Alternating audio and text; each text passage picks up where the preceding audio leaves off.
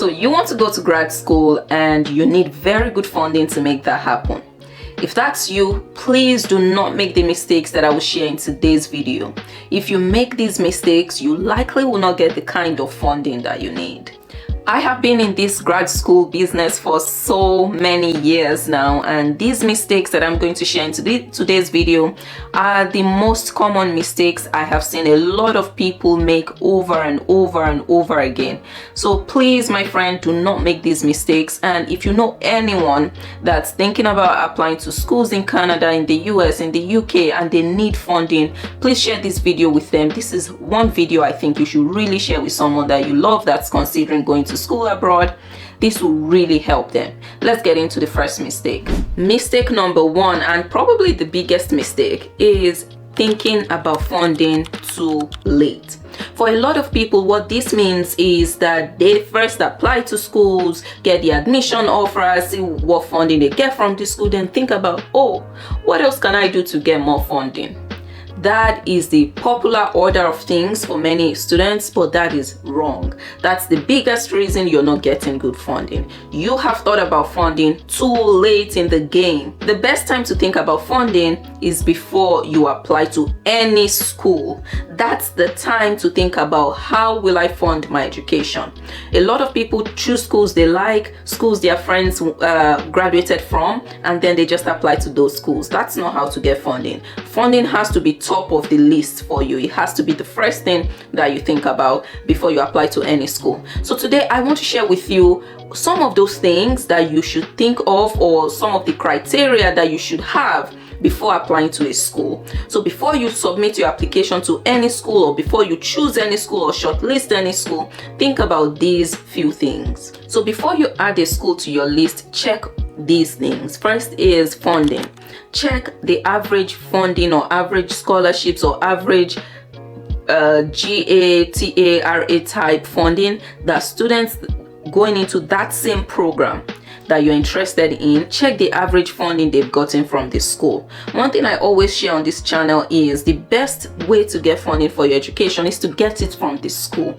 All other funding options are a bit more complicated, they are tougher, they are more competitive. The best one you should really hone in on is that funding from the school. So before you apply to any school, check that that school on average gives students going into that program, and preferably students with your kind of profile and background, check that they get good funding from the school.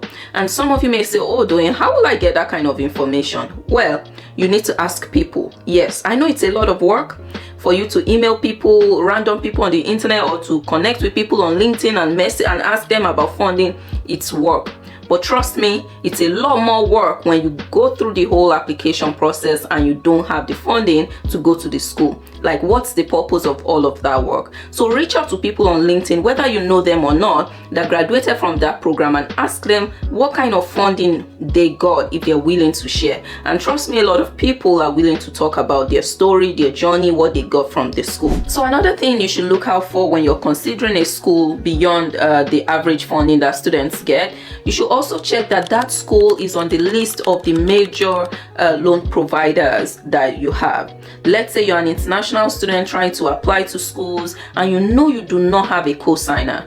Before you apply to a school, you should check that that school is on the list of schools that the loan options that you have support. Essentially, if say you're applying to a school, you're thinking about a school, you should go on Prodigy's site and confirm that that school is one of the schools they support. You should do the same thing for Mpower. You should do the same thing for Quorum Federal Credit Union. Those are the three big options you have as an international student without a co-signer, and also Lendwise in the UK. Just check that all these options support the school you're interested in. I am not saying you should take loans or think about taking loans. No, this step allows you to know that even if I do not get all the funding that I need, there may be an option for me to apply to a loan provider. And I always say this on this channel, loan is last resort. I do not, even though I took loans, I will never encourage anyone to kind of like applying to school, okay, take loans. No, especially if you're an international student, it's such a big decision for you to make. Now, I'm just saying, just check that in case in future, if you need to take these loans, that option is there for you.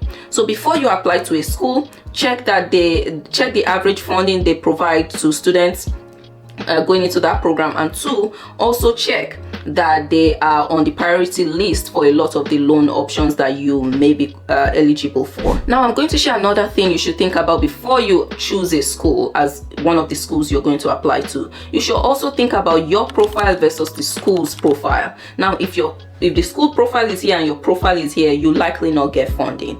You likely not get very good funding. Now, if the school profile is here on average, maybe through their rankings for that program or what they are known for, things like that. If the school is here, their average profile, the average profile of students that apply to those schools or that apply to that program, if the average profile is here and your profile is here, you will likely get good funding from this school.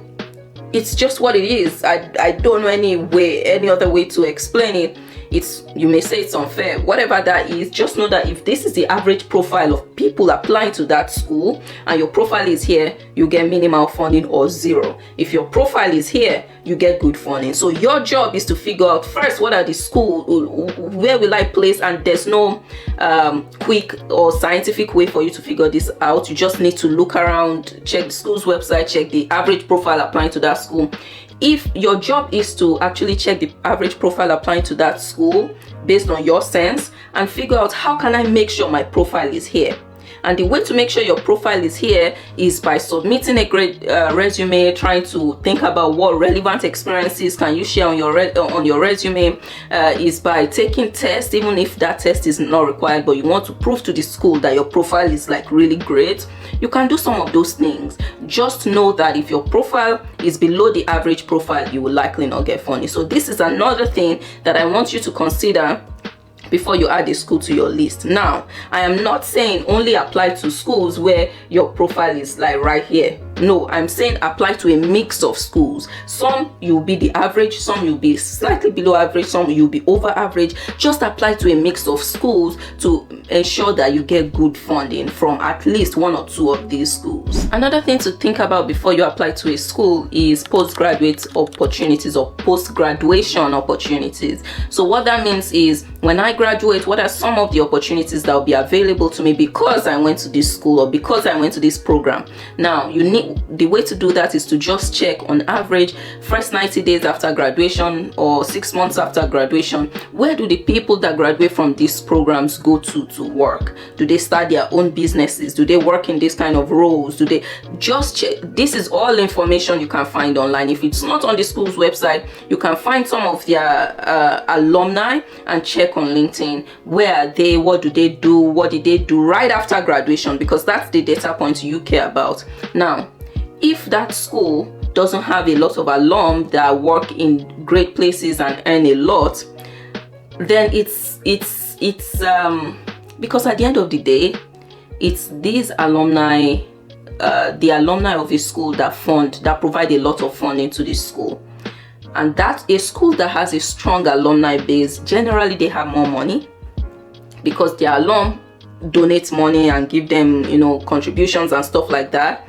If you go to a school where a lot of their alum don't, or when I say school here, I mean like specific programs, a lot of their alum don't end up in like very lucrative jobs and stuff like that, that school likely has less cash to spare, less cash to give you as scholarship.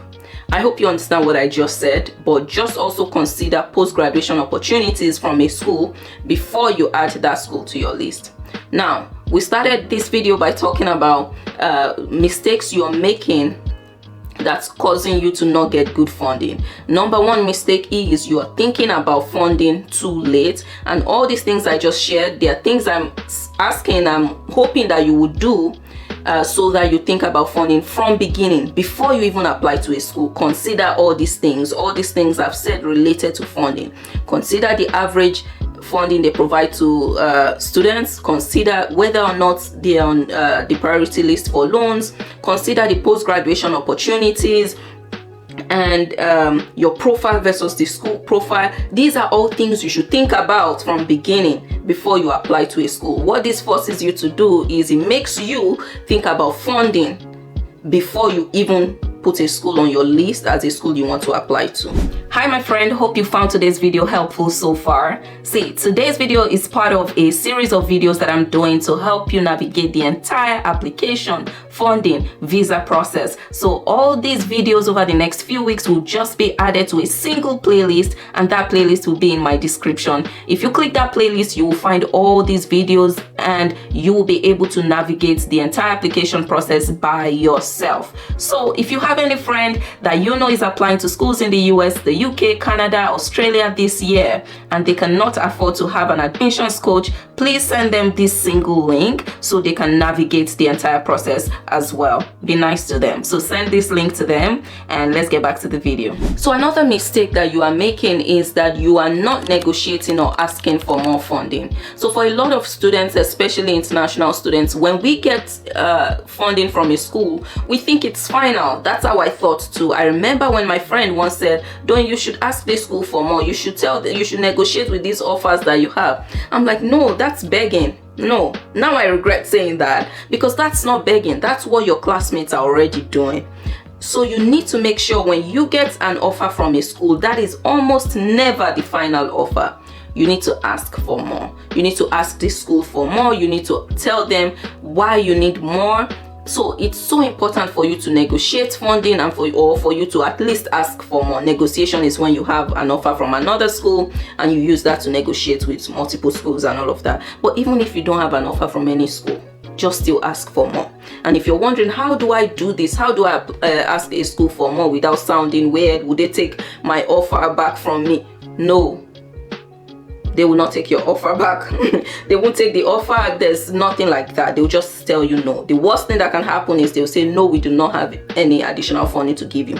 But please ask for more. That's one mistake a lot of people make. They do not ask the school for more funding. And if you want to know how to do that, I have templates in the link in my description. Just click that link, get the templates, and you can copy the emails that I've used over the years to negotiate for more funding, to ask schools for more funding, because you need to be careful how you do this. So another mistake a lot of people make is they apply to schools that are easy but not wealthy.